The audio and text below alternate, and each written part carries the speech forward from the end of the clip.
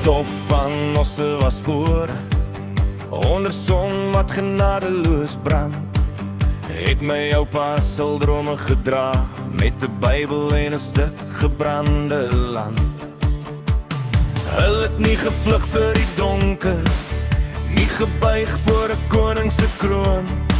Hulle het getrek deur donder en honger, met net geloof en staal hulle been.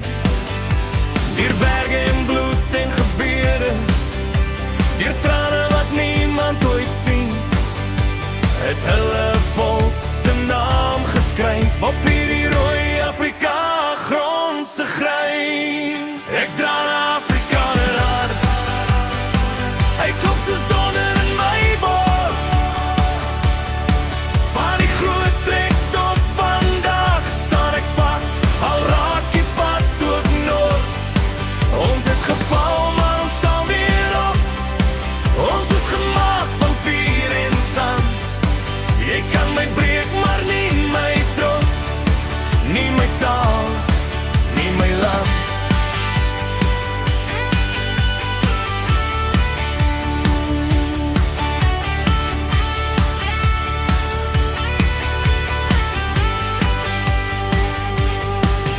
Teen die rooi jas en die kanone het ons manne nie teruggestaan.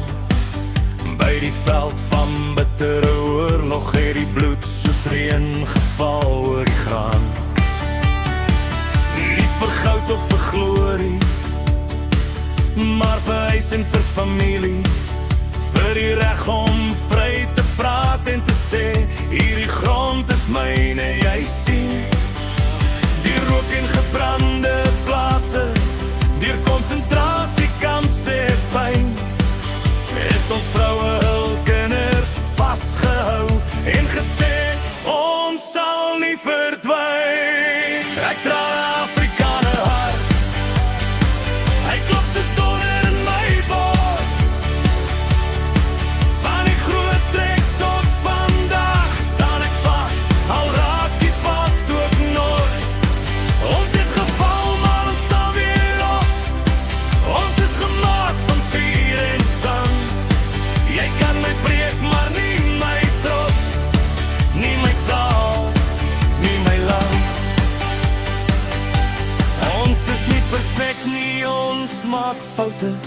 Ons dra ook letsels van gister se tyd. Maar 'n volk wat leer en vorentoe kyk, is sterker as haat of verdeeldheid. Ek kies om trots te wees sonder om blind te wees, om lief te hê sonder om te haat. Want my erfenis is nie net oorlog nie, dis ook hoop wat in Afrika ontwaan. Ek dra 'n Afrikaner hart, hy klop soos donder in my bors. Van die osse wat door die moderne stad, hou ek vas deur elke worstelkoers. Ons het geval, maar ons staan weer op. Ons wortels loop diep in die sand.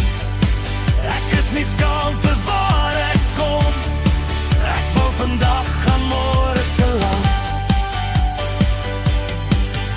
In die wind oor die vlaktes hoor ek fluister van manne wat getrek het deur smart.